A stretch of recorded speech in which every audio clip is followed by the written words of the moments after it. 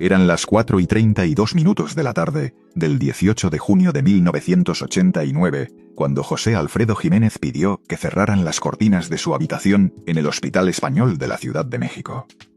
Su cuerpo, destruido por años de alcohol y negligencia médica, apenas ocupaba el espacio que debería haber llenado un hombre de su estatura. Las sábanas blancas de algodón egipcio que su esposa Amparo había traído desde casa. Hacía una semana, se veían enormes alrededor de su figura encogida. Tenía 70 años, pero parecía un anciano de 90. Los médicos hablaban en susurros fuera de la habitación. El riñón izquierdo había fallado completamente 3 días atrás. El corazón latía como un reloj defectuoso que sigue marcando el tiempo aunque nadie le dé cuerda. Pero José Alfredo Jiménez no estaba pensando en su cuerpo. Estaba pensando en una promesa. Esa promesa lo había perseguido durante 32 años. La había cargado cada vez que subía al escenario y veía a Javier Solís en el público, sentado siempre en la tercera fila, siempre solo, siempre con esa sonrisa que parecía una máscara de teatro. La había sentido pesar sobre sus hombros cada vez que grababa una canción, cada vez que leía una crítica, cada vez que rechazaba una entrevista donde pudiera haber sido preguntado sobre Javier. La promesa estaba enterrada bajo 32 años de canciones, mujeres, botellas de mezcal y noches en bares, donde los meseros ya no le cobraban porque sabían que de todos modos no pagaría. Ahora, con los pulmones colapsándose lentamente, con el dolor radiando desde su vientre como un fuego que no podía apagarse con nada, José Alfredo Jiménez decidió que la promesa podía morir con él. O mejor aún, que debía vivir después de él. Llamó a su hijo Alfonso usando apenas un susurro. Su hijo mayor entró en la habitación pasadas las 4:45. Alfonso era un hombre de 48 años que había heredado la estructura ósea de su padre, pero no su talento. Trabajaba en una agencia de autos en Tlalpan y llevaba una vida tranquila, tan alejada del mundo del espectáculo como era humanamente posible. Tenía las manos de mecánico, callosas y fuertes, aunque hacía años que no reparaba automóviles. Llevaba traje, porque su padre insistía en que la gente que visitaba enfermos debía verse respetable. Su corbata de seda roja tenía un nudo perfecto. Lo primero que José Alfredo hizo fue tomar la mano de su hijo. Tenía los dedos helados, aunque la habitación estaba calefaccionada a 24 grados centígrados. Alfonso, necesito pedirte que hagas algo que probablemente no habrías hecho nunca sin que yo te lo pidiera, dijo con una voz que sonaba como hojas secas siendo arrastradas por el viento. Necesito que guardes un secreto. Y necesito que después de que muera, esperes exactamente 3 años antes de contárselo a alguien. No a tu madre, no a tus hermanas. A la persona correcta. Cuando llegue el momento, sabrás quién es. Alfonso, quien nunca había escuchado a su padre hablar sobre guardar secretos, quien conocía a su padre como un hombre que decía lo que pensaba en los momentos menos oportunos. Después de 3 copas de brandy, en fiestas donde no debería haber hablado nada, sintió que algo fundamental en el universo se movía. ¿De qué se trata, papá?, preguntó. De Javier, respondió José Alfredo, de Javier Solís. De lo que pasó hace 32 años. De lo que prometí nunca contar. A través de la ventana del Hospital Español, la Ciudad de México se extendía bajo la luz de la tarde de junio. Había coches en la avenida Patriotismo. Había mujeres comprando flores en el mercado, al otro lado de la calle. Había niños que no sabían quién era José Alfredo Jiménez y no les importaba. Había gente viviendo vidas completamente ajenas al peso de las promesas hechas en secreto. Pero dentro de esa habitación, el tiempo se había detenido. La historia que José Alfredo estaba a punto de contar comenzaba realmente 32 años atrás, en 1957, cuando la música mexicana estaba en plena transformación. No era el cine de la época de Dorada, aunque algunos de aquellos actores seguían siendo relevantes. Era algo más. Era el momento exacto en que la música ranchera estaba aprendiendo a convivir con nuevas formas, cuando cantantes como el mismo José Alfredo estaban escribiendo composiciones que hablaban de una forma de entender el mundo que sus abuelos nunca hubieran comprendido. Javier Solís tenía 32 años en 1957. José Alfredo Jiménez tenía 41. Pero la diferencia de edad no era lo que los separaba. Lo que los separaba era que Javier Solís era una estrella en ascenso. Un hombre que había llegado a la música desde el lado opuesto del mundo. Desde la influencia bolero, desde un registro de tenor que las mujeres describían como el sonido más hermoso jamás creado por la garganta de un hombre. Sus canciones eran líricas, románticas, perfectas. No tenían asperezas.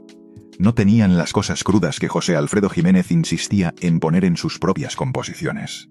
Por el contrario, José Alfredo era ya un compositor consagrado. El compositero lo llamaban. Era el hombre que había escrito canciones para Pedro Infante, para Lola Beltrán, para todos. Era el hombre que entendía algo fundamental sobre la experiencia mexicana, algo que otros compositores estaban apenas comenzando a descubrir. Que la verdadera profundidad emocional no estaba en la perfección, sino en la fractura. Ambos eran amigos. Este es un hecho que debe establecerse desde el principio. No eran adversarios. No eran rivales que se odiaban en privado mientras se saludaban cortésmente en eventos públicos. Eran genuinamente amigos. Se veían en las fiestas que los productores organizaban. Se saludaban en los estudios de grabación. Hablaban sobre composiciones. José Alfredo le había mostrado a Javier Solís algunos arreglos que estaba considerando. Javier Solís le había pedido consejo a José Alfredo sobre cómo manejar a un productor que lo estaba presionando a grabar únicamente material que hacía dinero rápido. Pero en 1957 algo cambió. Javier Solís se enamoró. No era un hecho extraordinario. Los hombres de 32 años se enamoraban constantemente. Los cantantes, especialmente aquellos con acceso a la vida nocturna, a los cabarets, a las mujeres hermosas que gravitaban alrededor del mundo del espectáculo, se enamoraban y desenamoraban con la frecuencia de las estaciones cambiando. Era esperado. Era normal. Era parte del mundo en el que ambos vivían. Pero lo que era extraordinario era de quién se había enamorado Javier Solís. Se había enamorado de Catalina Ruiz de la Mora. Catalina Ruiz de la Mora tenía 22 años en 1957. Era la hija de Esteban Ruiz de la Mora, un productor de cine que había hecho fortuna durante la época dorada y que ahora estaba en la posición incómoda de ser un hombre rico que ya no era tan relevante. Su relevancia como productor estaba disminuyendo. Su dinero permanecía. Esteban Ruiz de la Mora vivía en una mansión en Polanco que había sido diseñada por un arquitecto francés en los años 30. Tenía un Cadillac color crema. Fumaba puros cubanos que traía ilegalmente desde La Habana. Tenía varias queridas además de su esposa legítima, Amelia Salgado, quien se pasaba las tardes bebiendo vino tinto en la biblioteca de su casa mientras fingía que no sabía sobre las queridas. Catalina era la hija más joven de Esteban Ruiz de la Mora. Era hermosa de una forma que requería elaboración. No era hermosa de la forma que se describía en las revistas de cine, con esa calidad artificial de maquillaje y iluminación que hacía que todas las actrices parecieran intercambiables. Catalina era hermosa de la forma que es hermosa una obra de arte antigua. Había algo en su rostro que sugería que había visto cosas, que había pensado cosas, que no era simplemente un receptáculo de belleza, sino un ser humano complejo, dentro de un cuerpo que sucedía ser bello. Tenía los ojos de su madre, Amelia Salgado, que era de una familia de Guadalajara que había sido importante en el siglo XIX. Tenía los pómulos de su padre, que había heredado de una abuela francesa. Tenía las manos de alguien que hubiera trabajado, aunque nunca en su vida había trabajado.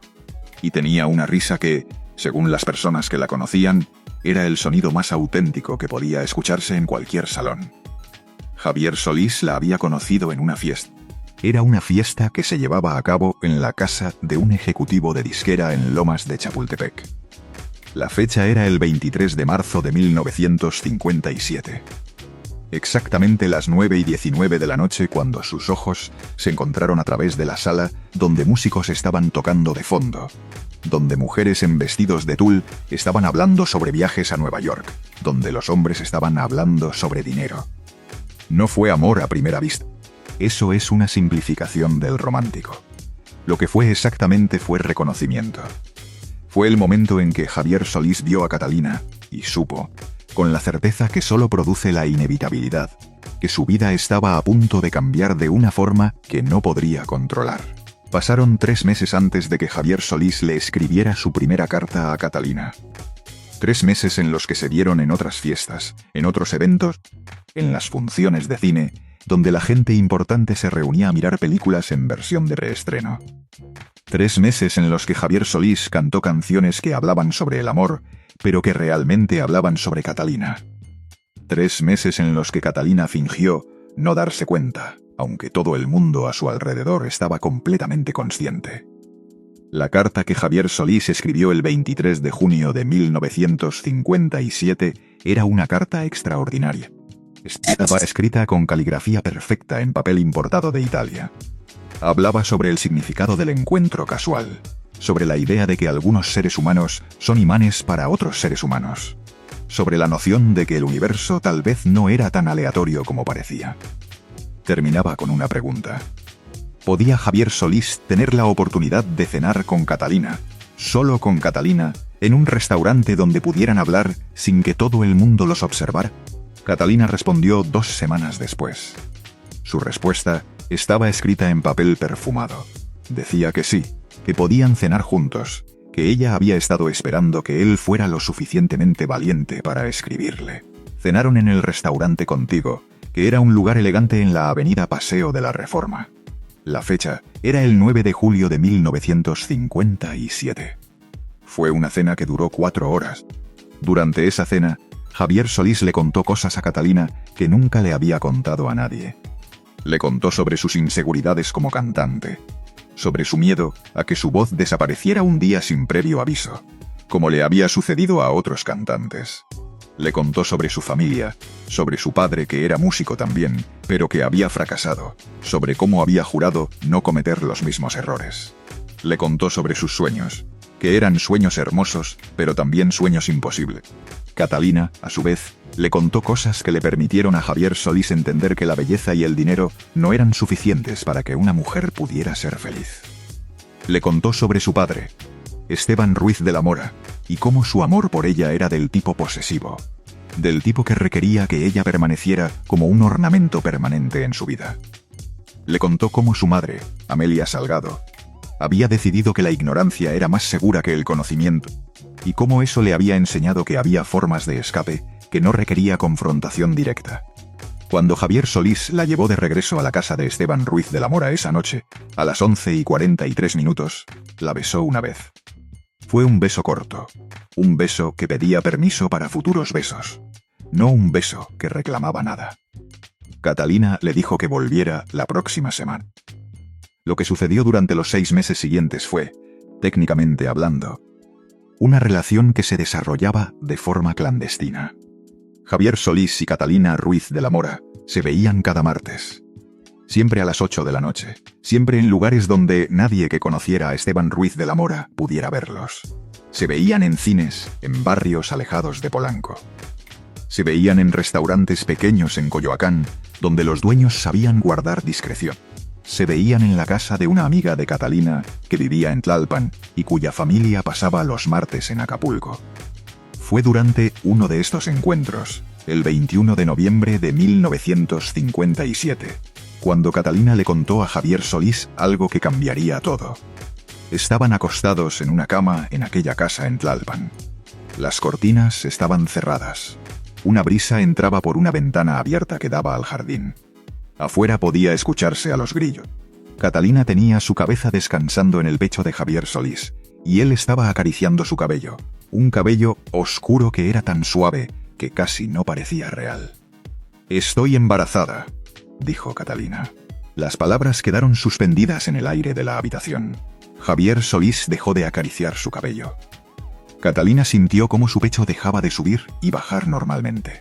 El momento pareció congelarse en esa casa en Tlalpan, en esa habitación donde solo existían 2 personas en el mundo. «¿Estás segura?», preguntó Javier Solís. «Completamente segura», respondió Catalina. «Hace 3 semanas que no menstruo.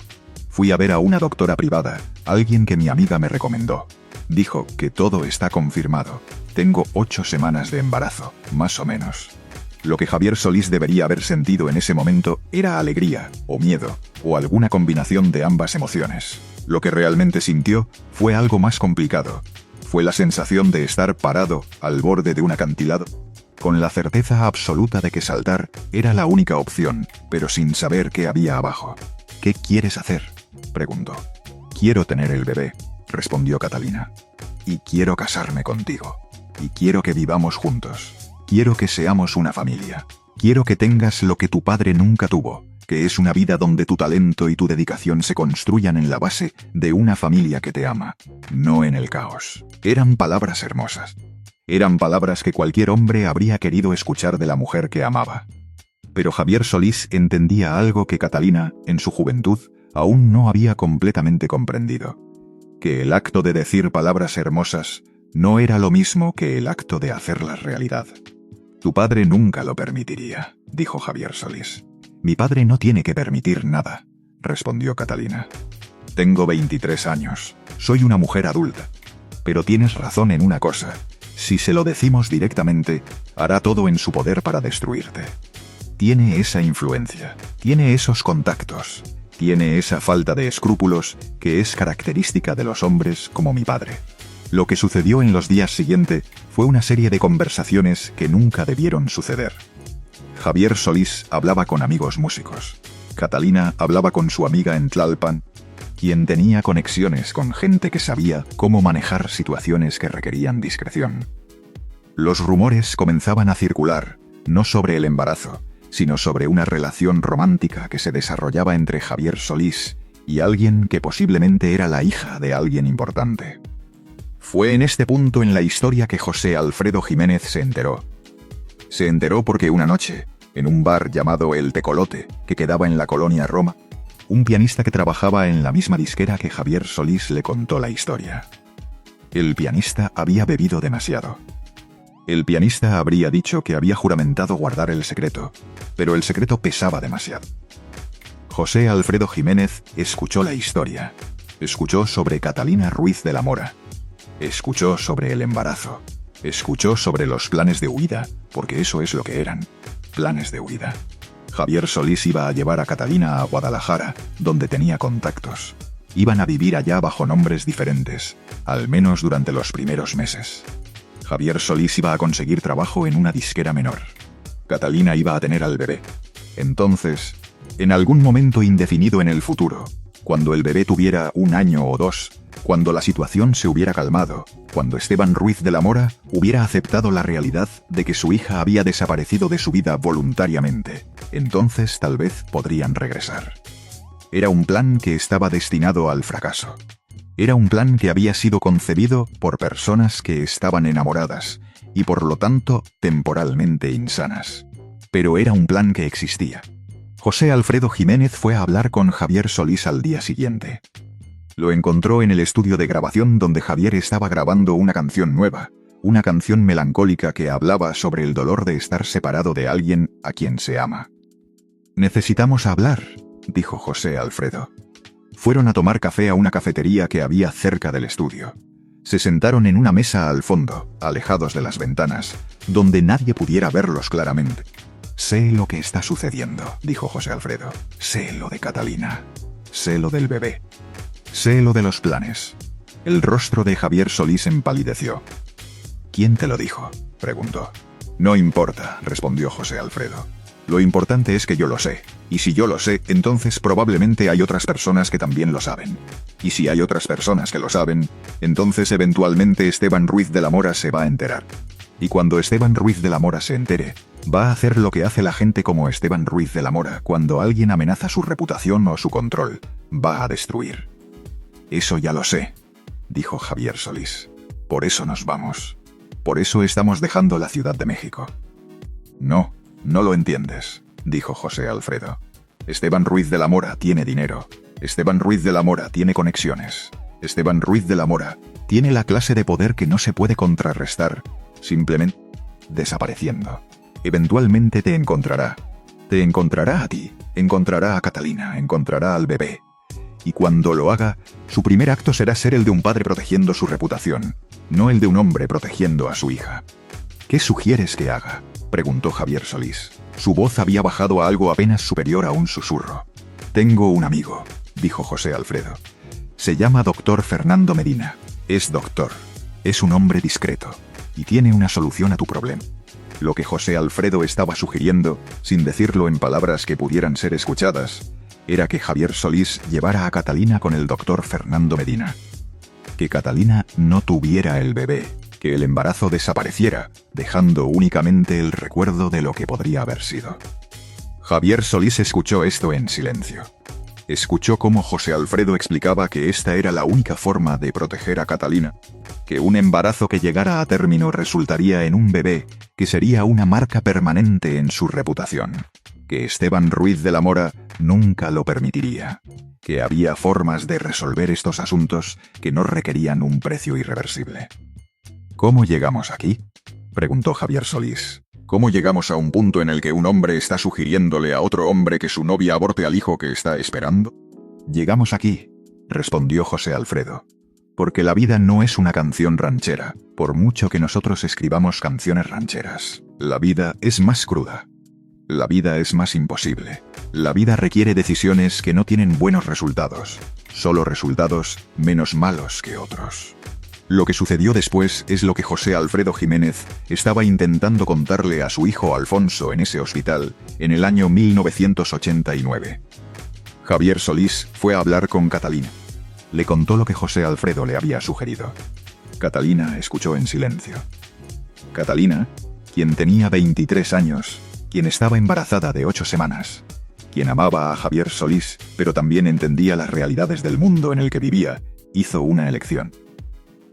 Fue a ver al doctor Fernando Medina. Aquello sucedió en un consultorio en la colonia Juárez, en un edificio antiguo que había sido residencia en los años 20, pero que ahora era compartido por varios doctores especializados en servicios que requerían discreción absoluta. La fecha era el 14 de diciembre de 1957. Catalina fue sola. El procedimiento duró 32 minutos. Cuando Catalina salió del consultorio del doctor Fernando Medina, el embarazo había desaparecido. Lo que no había desaparecido era el bebé que nunca sería. Lo que no había desaparecido era la comprensión de que la vida de Javier Solís había requerido que ella hiciera esta elección, y que esa comprensión iba a permanecer con ella por el resto de su vida. Javier Solís no fue a verla inmediatamente después del procedimiento. Pasaron 3 días antes de que se encontraran nuevamente. Se encontraron en la misma casa en Tlalpan, en la misma cama donde Catalina le había revelado que estaba embarazada. «Lo hiciste», dijo Javier Solís. No era una pregunta. «Lo hice», respondió Catalina. «¿Por qué?», preguntó Javier Solís. «Podríamos haber encontrado otra forma. Podríamos habernos ido. Podríamos no haber hecho nada de eso», interrumpió Catalina. «Y lo sabemos ambos. Tu carrera apenas está comenzando, Javier. Tienes talento real. Tienes una voz que es genuinamente especial. Tenías un futuro. Un bebé ilegítimo de una hija de Esteban Ruiz de la Mora habría destruido ese futuro. No rápidamente, pero habría sucedido. Mi padre se hubiera asegurado de ello. Y yo no iba a ser la razón por la que el mundo perdía esa voz. Así que sacrificaste nuestro hijo», dijo Javier Solís. «Sacrifiqué la posibilidad de tener un hijo bajo circunstancias que habrían sido una pesadilla para todos los involucrados», respondió Catalina. «Eso no es lo mismo». Pero en los ojos de Javier Solís, sí era lo mismo. Lo que sucedió en los meses siguientes fue que Javier Solís y Catalina intentaron continuar con su relación como si nada hubiera sucedido. Se vieron menos frecuentemente. Javier Solís comenzó a gastar más tiempo con amigos varones, con otros músicos, con gente que no le recordaba lo que había perdido. Catalina volvió a los eventos sociales en Polanco, volvió a fingir que era la hija obediente de Esteban Ruiz de la Mora, volvió a ser el ornamento que su padre requería que fuera. El 18 de marzo de 1958, exactamente 15 semanas después del procedimiento, Javier Solís terminó la relación con Catalina. No fue una ruptura violenta, fue una disolución gradual, realizada mediante espacios cada vez más grandes entre sus encuentros, mediante cancelaciones de citas, mediante la retirada silenciosa del amor de una persona que estaba procesando, una pérdida que no podía permitirse admitir que estaba procesando.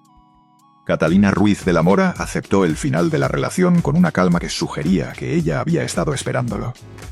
Tal vez lo había. Tal vez sabía que Javier Solís era incapaz de amar a alguien que le recordaba constantemente lo que habían dejado ir. Aquí es donde entra José Alfredo Jiménez en la historia de una forma más directa. Después de que Javier Solís terminó con Catalina, después de que la industria de la música mexicana comenzó a circular con nuevos chismes y nuevas historias, José Alfredo Jiménez fue a ver a Javier Solís nuevamente. Lo encontró en un bar llamado La Nocturnidad, que quedaba en la avenida Cuauhtémoc. Javier Solís estaba bebiendo solo, lo cual era una actividad que había comenzado inmediatamente después de la ruptura con Catalina. «Hablemos», dijo José Alfredo. Javier Solís levantó la vista. Sus ojos eran los ojos de un hombre que estaba en el proceso de destruirse a sí mismo, un proceso que podía tomar años o décadas, pero que indudablemente te estaba sucediendo.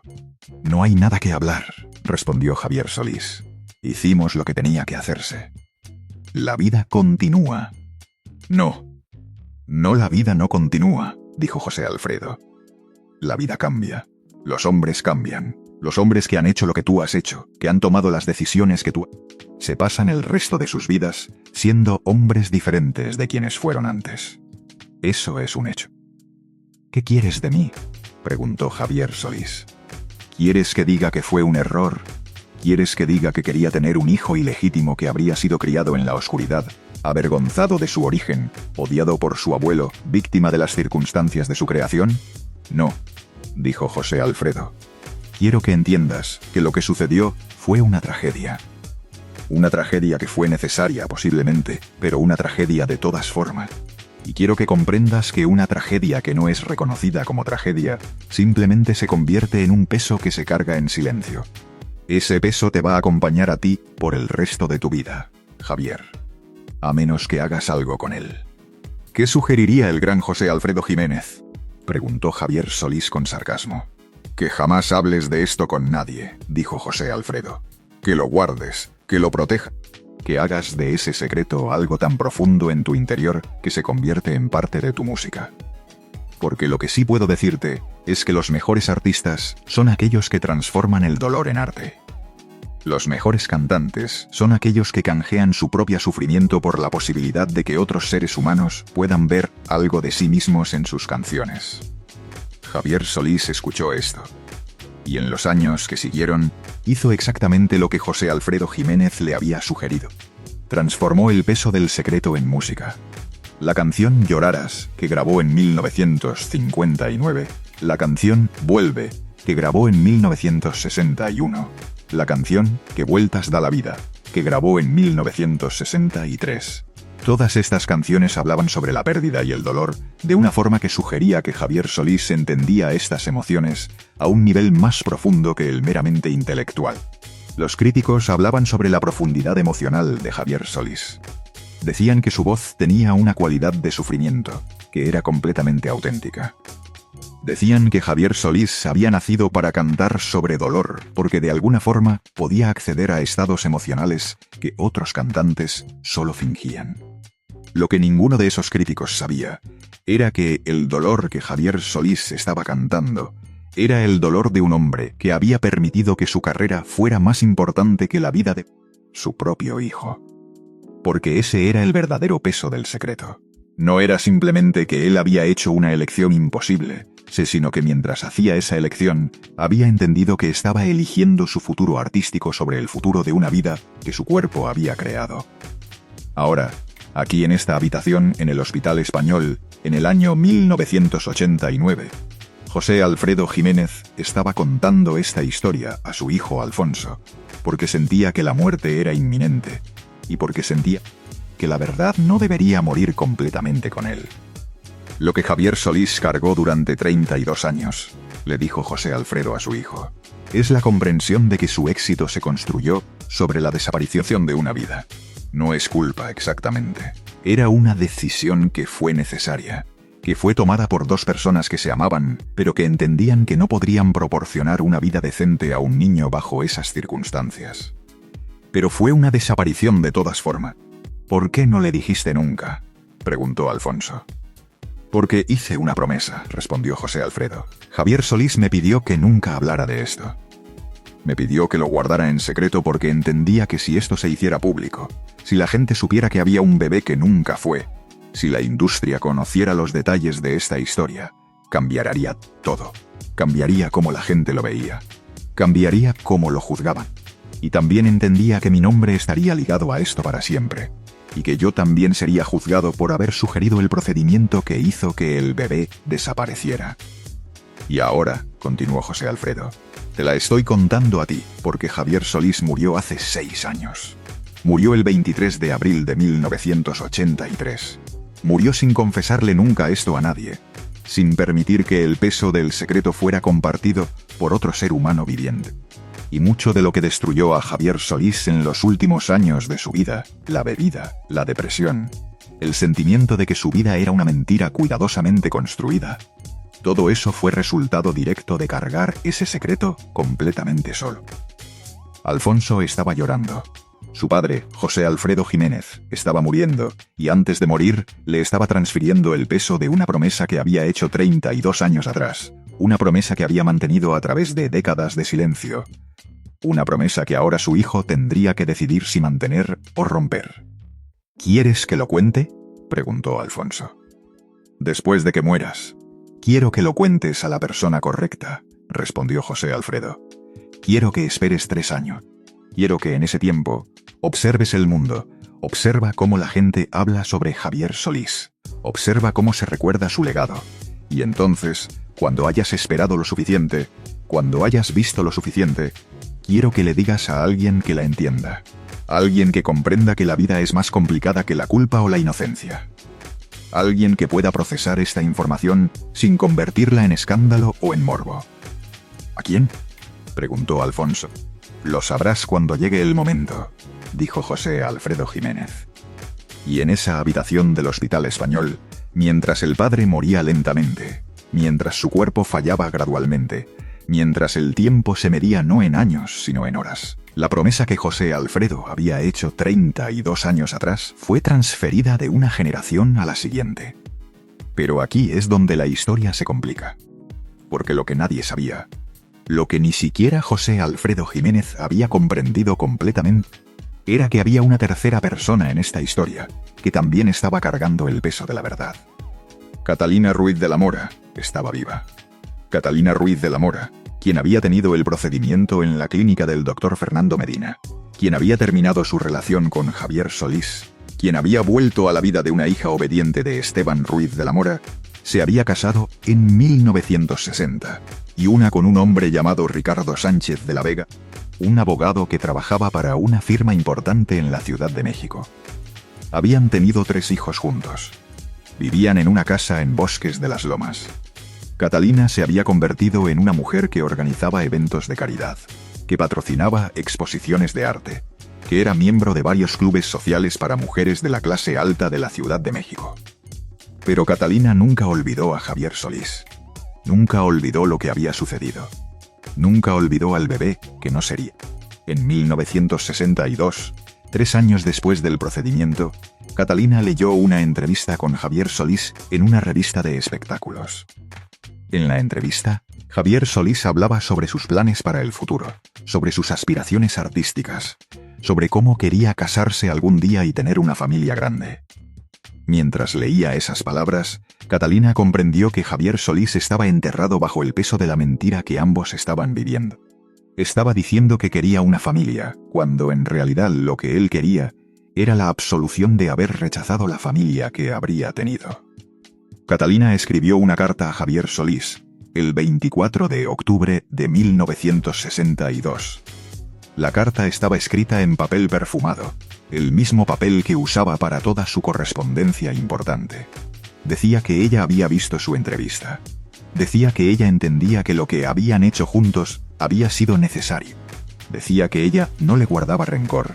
Decía que ella quería que él supiera que la elección que habían hecho juntos había sido la decisión correcta, aunque fuera la decisión más triste que cualquiera de ellos hubiera tomado.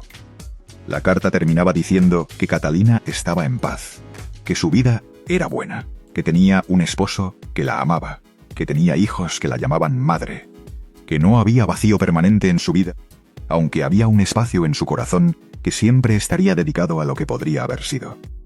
Javier Solís recibió esa carta un martes por la mañana en su casa. La carta fue entregada por un mensajero de una firma de abogados. Javier Solís reconoció la letra inmediatamente. Reconoció el perfume. Leyó la carta en silencio, y mientras leía, lloró. Nunca respondió a la carta de Catalina, pero la guardó. La guardó en una caja de madera que guardaba bajo su cama. Una caja que contenía otros documentos de su vida que requería privacidad absoluta. Y cada cierto tiempo, Javier Solís sacaba esa carta, la leía, y lloraba nuevamente. Lo que esto significa es que, cuando José Alfredo Jiménez murió en el Hospital Español, el 21 de junio de 1989, había 2 personas más en el mundo que sabían la verdad completa sobre lo que había sucedido.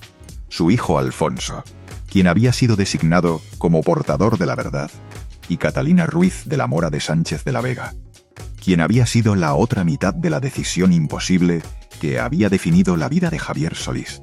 Aquí me detengo contigo, porque esto es lo que ha sido tan roto de esta historia, que la verdad ha estado dividida entre 3 personas, y que ninguna de esas 3 personas ha sido capaz de llevar el peso de la verdad completa de forma que pudiera resultar en sanación. Entiende lo que estoy diciendo.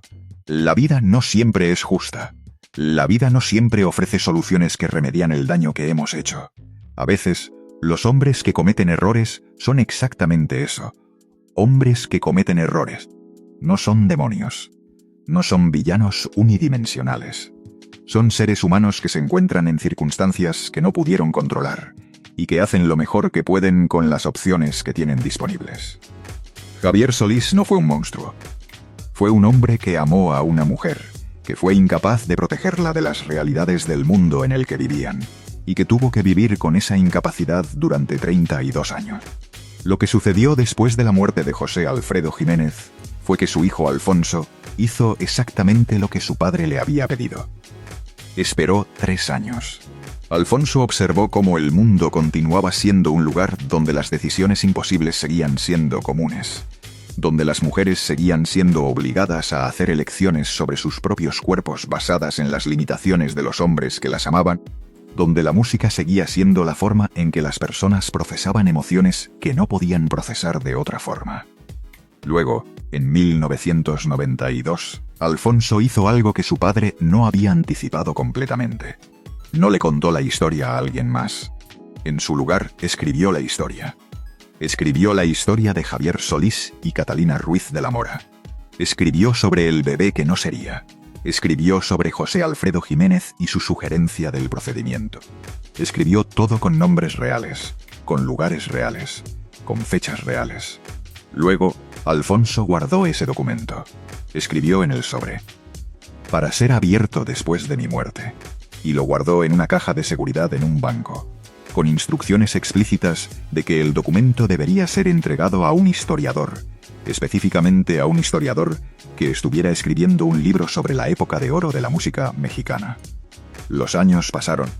Fueron años en los que la historia permanecía enterrada, años en los que nadie sabía que existía, años en los que el secreto que José Alfredo Jiménez había guardado durante 32 años, que luego había transferido a su hijo, continuaba siendo un secreto, pero ahora era un secreto que estaba programado para ser revelado. Entonces, en el año 2017, Alfonso murió. Murió en un accidente de auto en la carretera a Querétaro. Murió sin haber jamás contado públicamente la historia que su padre le había confiado. Pero las instrucciones en el documento fueron ejecutadas. La caja de seguridad fue abierta.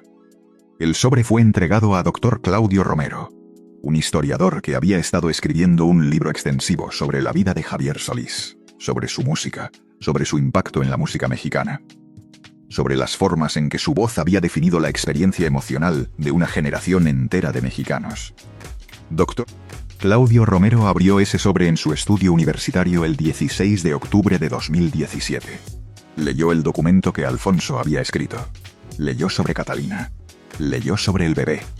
Leyó sobre José Alfredo. Leyó sobre el procedimiento. Leyó sobre las cartas. Leyó sobre 32 años de silencio. Lo que Dr. Claudio Romero hizo entonces fue algo que cambiaría para siempre la forma en que la historia de Javier Solís sería entendida. Dr. Claudio Romero contactó a Catalina Ruiz de la Mora de Sánchez de la Vega. Catalina tenía 82 años en el año 2017. Vivía en una casa en Bosques de las Lomas. Su esposo Ricardo había muerto 15 años atrás. Sus hijos eran adultos. Tenía nietos. Tenía una vida que había sido construida sobre los escombros de la vida que no había podido tener con Javier Solís. Cuando Dr. Claudio Romero le explicó por qué estaba llamando, hubo un largo silencio. Hubo el sonido de una mujer que estaba procesando el hecho de que un secreto que había guardado durante casi 60 años estaba a punto de volverse público. ¿Está diciendo que va a publicar esto?, preguntó Catalina. Estoy diciendo que mi deber como historiador es presentar la verdad completa sobre la vida de Javier Solís, respondió Dr. Claudio Romero. Y la verdad completa incluye esto. No voy a publicarlo de una forma que sea sensacionalista, pero voy a incluirlo. Catalina lloró.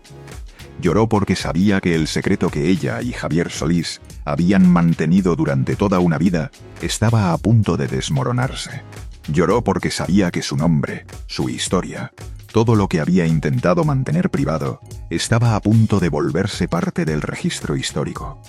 Lo que Dr. Claudio Romero no supo fue que Catalina murió 4 meses después de esa conversación. Murió sin haber jamás confirmado públicamente la historia de Javier Solís. Murió llevando con ella ciertos detalles, ciertos matices, cierta información que solo ella sabía. Pero lo que sí sucedió fue que Dr. Claudio Romero finalizó su libro. El libro fue publicado en 2019. El libro se titulaba Javier Solís, la voz del dolor, la vida de la tragedia. En capítulos específicos, Dr. Claudio Romero contaba la historia de Catalina. Contaba la historia del bebé. Contaba la historia de la decisión imposible. La reacción del público fue mixta. Algunos críticos dijeron que Dr. Claudio Romero había invadido la privacidad de Javier Solís. Algunos dijeron que era irresponsable publicar información que Javier Solís había guardado como secreto durante toda su vida. Algunos dijeron que la verdad era más importante que la privacidad. Algunos dijeron que la historia de Catalina era una historia de injusticia que debía ser contada. Lo que la mayoría de la gente no dijo fue que esta era una historia sobre cómo vivimos todos con secretos, todos con pesos que no podemos compartir, todos con decisiones que hicimos que cambiaron el curso de nuestras vidas. La mayoría de la gente no dijo que esta era una historia no sobre culpa sino sobre supervivencia, no sobre condenación sino sobre la forma en que los seres humanos continúan viviendo después de haber hecho cosas que no pueden deshacer. Pero lo que es cierto es que la historia de Javier Solís será recordada para siempre de una forma diferente. Ya no será simplemente la historia de un hombre que tenía una voz extraordinaria. Será la historia de un hombre cuya voz fue forjada en el fuego de una decisión que lo destruyó desde adentro. Será la historia de cómo la música puede emerger del dolor más profundo. Será la historia de cómo un hombre puede cantar sobre el sufrimiento, porque está cantando desde el lugar más oscuro de su propia experiencia. Ahora, aquí quiero detenerme contigo, porque hay algo en esta historia que requiere reflexión. Entiende que Javier Solís no fue el único hombre que hizo una decisión imposible en nombre de su propia ambición. Entiende que Catalina no fue la única mujer que hizo una elección sobre su propio cuerpo, porque entendía que el hombre que amaba no tenía los recursos para protegerla. Entiende que José Alfredo Jiménez no fue el único amigo que sugirió una solución que parecía solucionar todo, pero que en realidad simplemente trasladaba el dolor de un lugar a otro. Lo que me quiebra de esta historia es precisamente lo que también la hace universal.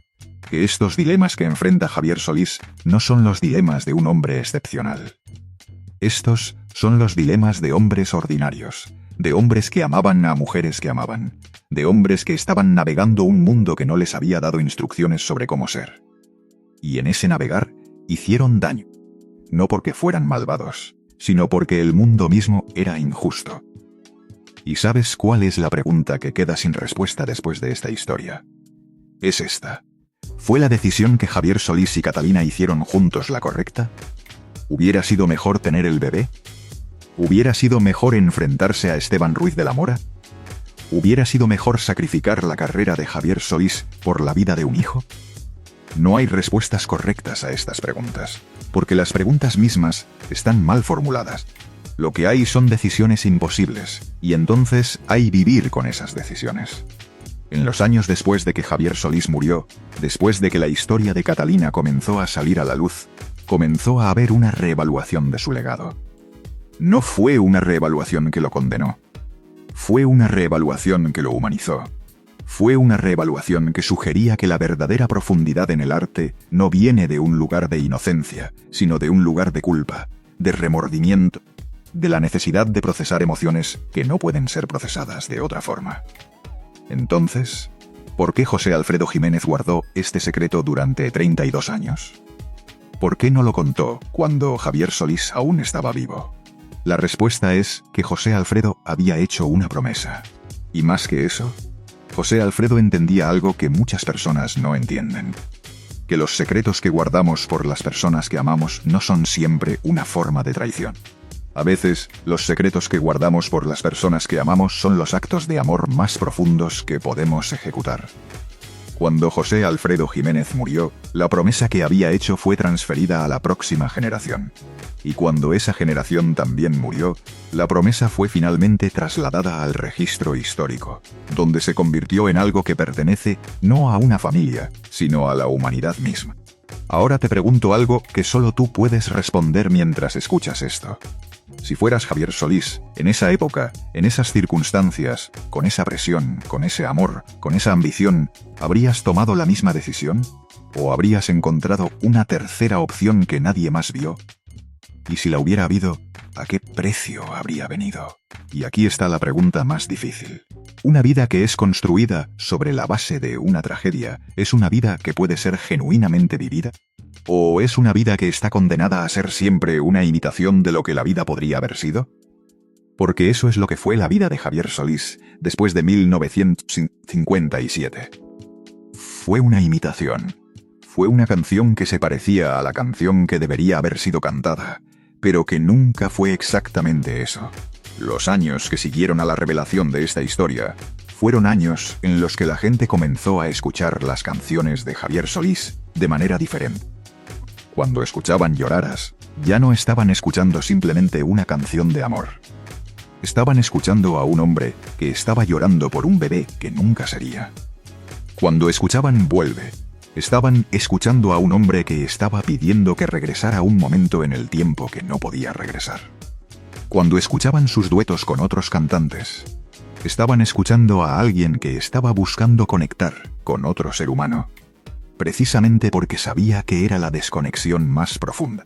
Pero eso que estoy diciendo, todo eso requiere que reconozcas algo, que la música es la forma en que procesamos lo que no podemos procesar de otra forma.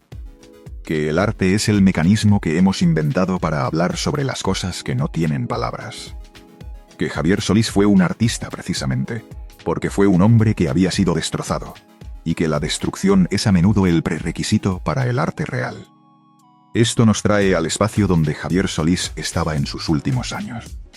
Porque la historia no termina con la muerte de José Alfredo Jiménez. La historia continúa. Continúa en la forma en que Javier Solís vivió los últimos años de su vida, sabiendo que su legado no era simplemente el legado de un cantante hermoso, sino el legado de un hombre que había hecho una elección imposible, y que había tenido que vivir con esa elección cada día de su vida restante. Javier Solís murió el 23 de abril de 1983. Tenía 70 años. Murió en una clínica privada en la Ciudad de México. Los detalles de su muerte nunca fueron completamente explicados públicamente, pero aquellos que estaban cerca de él dijeron que al final, Javier Solís parecía estar finalmente en paz. Parecía estar finalmente listo para dejar ir el peso que había estado cargando durante 32 años. ¿Qué sucede cuando una persona que ha guardado un secreto durante toda una vida finalmente muere? ¿Qué sucede con el secreto? ¿Desaparece con ellos? ¿O vive de alguna forma, esperando a ser contado? En el caso de Javier Solís, el secreto vivió. Vivió en las notas finales de sus canciones. Vivió en la forma en que otros músicos hablaban sobre él. Vivió en el impacto que su música tuvo en las personas que lo escuchaban. Vivió en la forma en que su voz, aunque su cuerpo hubiera muerto, continuaba resonando en los corazones de las personas que alguna vez lo amaron. Eso es lo que José Alfredo Jiménez entendió, creo, cuando estaba muriendo en ese hospital en 1989. Que los secretos no mueren. que el dolor no desaparece simplemente porque dejamos de hablar sobre él. Que la verdad, aunque sea incómoda, aunque sea dolorosa, aunque sea algo que preferíamos no saber, es siempre más importante que el silencio. Ahora, después de este viaje de 2 horas y media, después de haber caminado con Javier Solís, desde el momento en que vio a Catalina hasta el momento en que murió, después de haber visto cómo una decisión hecha en privado se convirtió en una verdad que fue revelada públicamente, después de haber sentido el peso de la promesa que José Alfredo Jiménez guardó, y que su hijo Alfonso guardó, y que el historiador finalmente contó, quiero que hagas algo. Quiero que pienses en tu propia vida. Quiero que pienses en los secretos que estás guardando. Quiero que pienses en las decisiones que has hecho que cambiaron el curso de tu vida. Quiero que te hagas esta pregunta. ¿Son secretos que te están protegiendo? ¿O son secretos que te están destruyendo? Porque aquí está la verdad fundamental de esta historia, que Javier Solís se pasó 32 años viviendo bajo el peso de una decisión que fue necesaria, pero que nunca dejó de ser una decisión que lo destruyó. Pasó 32 años transformando ese dolor en música. Pasó 32 años siendo un artista excepcional, precisamente porque estaba procesando un trauma que no podía ser procesado completamente. Es posible, y esto es importante que lo reconozcas, es posible que la vida de Javier Solís fue mejor de lo que hubiera sido si hubiera tenido un hijo. Es posible que el sacrificio que hizo fue el sacrificio correcto. Es posible que su legado, sus canciones, el impacto que tuvo en la música mexicana, no hubiera existido si hubiera tomado una decisión diferente. Pero lo que también es cierto es que un ser humano murió. Un bebé que nunca fue, una vida que nunca fue vivida, una existencia que fue terminada antes de comenzar. Y eso es una tragedia, no importa cómo lo mires, no importa cuántas canciones hermosas emergieron del duelo. La diferencia está en entender que algunas tragedias no pueden ser evitadas. Que el mundo que Javier Solís y Catalina Ruiz de la Mora habitaban era un mundo que no les permitía hacer nada excepto la elección que hicieron. Que a veces, la injusticia del mundo es más poderosa que la voluntad de un individuo. Pero antes de despedirnos, necesito que permanezcas conmigo unos minutos más. Porque hay algo profundamente humano en esta historia que todavía no hemos terminado de comprender. Durante todo este viaje hemos hablado de Javier Solís. Hemos hablado de José Alfredo Jiménez. Hemos hablado de Catalina Ruiz de la Mora. Hemos hablado de una decisión imposible, de una promesa guardada durante décadas y de un secreto que terminó sobreviviendo a quienes intentaron enterrarlo. Pero ahora quiero que hagamos algo diferente. Quiero que dejemos de mirar sus nombres. Quiero que dejemos de pensar en ellos como celebridades. Quiero que por un momento los observemos simplemente como seres humanos. Porque cuando quitamos los escenarios, cuando apagamos las luces, cuando desaparecen los aplausos, cuando se apagan los micrófonos y cuando la multitud regresa a sus casas, lo único que queda es eso, seres humanos. Y los seres humanos son frágiles. Mucho más frágiles de lo que nos gusta admitir. Pasamos buena parte de nuestra vida intentando aparentar fortaleza. Intentamos convencer a los demás de que tenemos respuestas. Intentamos demostrar que sabemos exactamente hacia dónde vamos. Intentamos actuar como si nuestras decisiones fueran firmes, racionales y seguras, pero la realidad es otra. La mayoría de nosotros caminamos por la vida improvisando, tomando decisiones con información incompleta, tratando de adivinar cuál es el camino menos doloroso, intentando proteger a las personas que amamos mientras también intentamos protegernos a nosotros mismos. Y en ese proceso cometemos errores. Errores enormes, errores pequeños, errores que podemos corregir, errores que jamás podremos corregir. Eso es lo que hace que esta historia sea tan difícil de escuchar. Porque no existe un villano claro. No existe una persona a quien podamos señalar y decir, todo fue su culpa. La vida real rara vez funciona así. La vida real es más incómoda.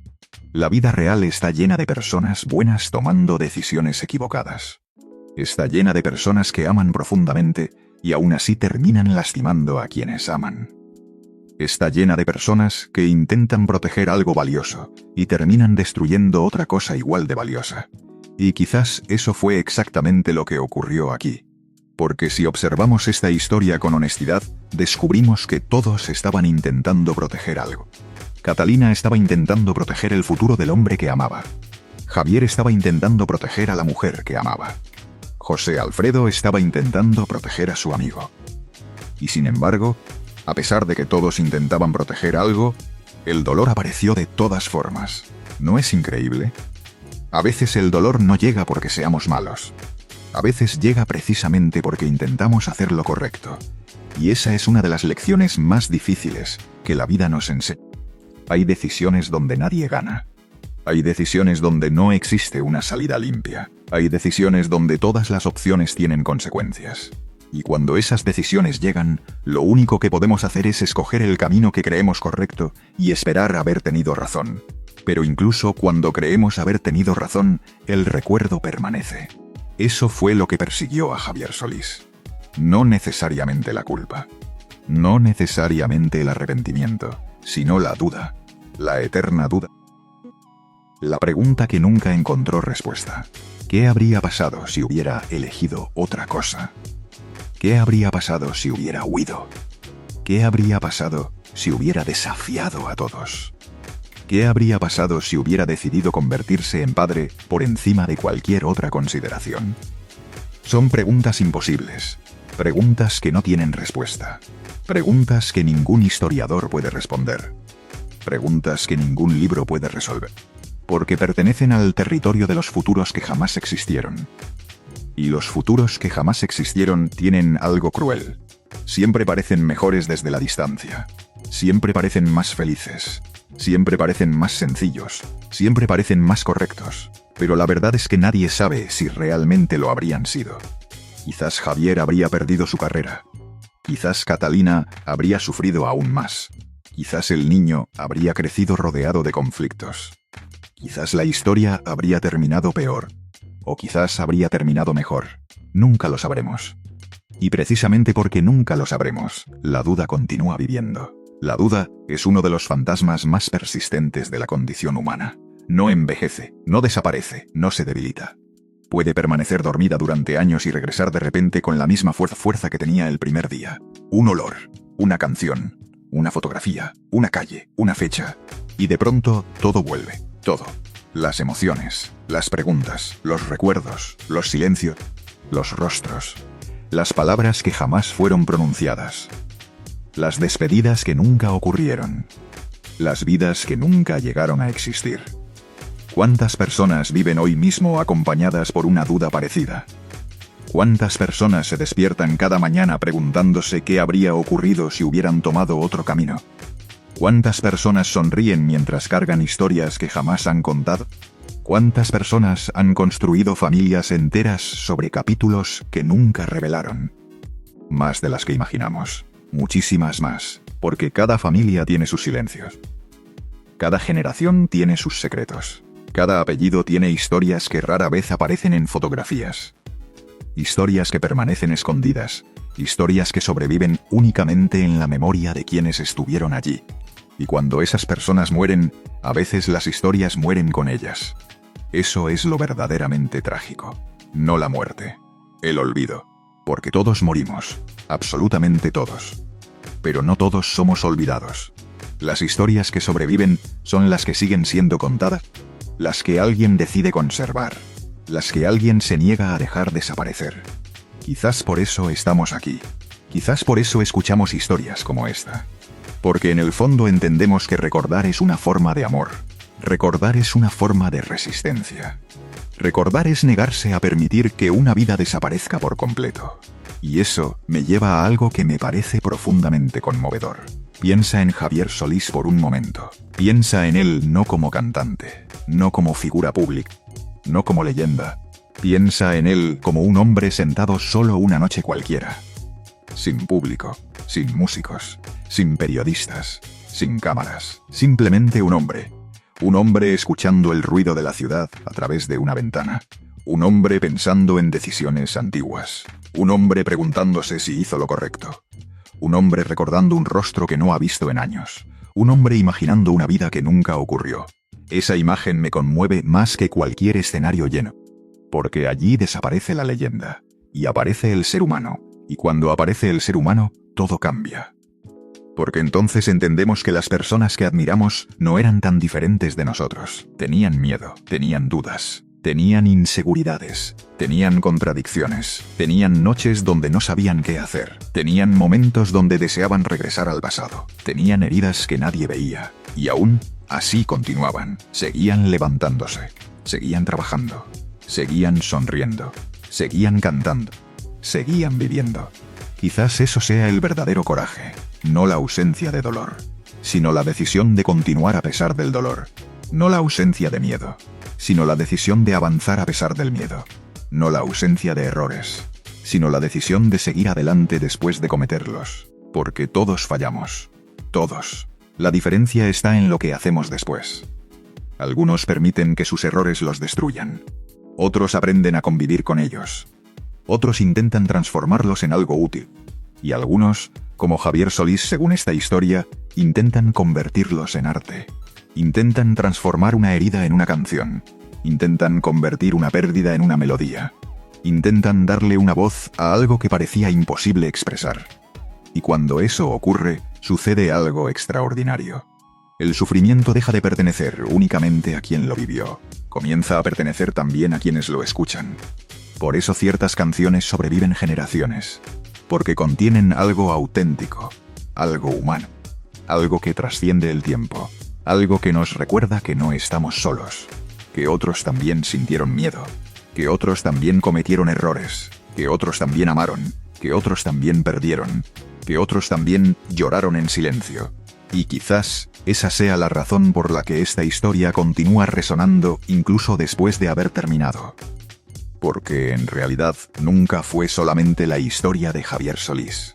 Fue la historia de cualquiera que alguna vez tuvo que elegir. La historia de cualquiera que alguna vez perdió algo. La historia de cualquiera que alguna vez guardó un secreto. La historia de cualquiera que alguna vez miró hacia atrás y se preguntó si habría existido un camino diferente. Y si has llegado hasta este momento, si has escuchado cada palabra, si has recorrido conmigo cada uno de estos recuerdos, entonces quiero agradecerte algo. Gracias por quedarte. Gracias por escuchar. Gracias por permitirte sentir. Porque vivimos en una época donde cada vez es más difícil detenernos a reflexionar. Cada vez es más difícil permanecer en silencio. Cada vez es más difícil escuchar historias largas, complejas e incómodas. Y sin embargo tú lo hiciste. Llegaste hasta aquí. Y eso significa que todavía eres una persona capaz de detenerse y pensar. Capaz de mirar más allá de los titulares. Capaz de buscar humanidad donde otros solo buscan entretenimiento. Y honestamente, eso tiene mucho valor. Muchísimo más del que imaginas. Porque las historias no cambian al mundo cuando son contadas. Las historias cambian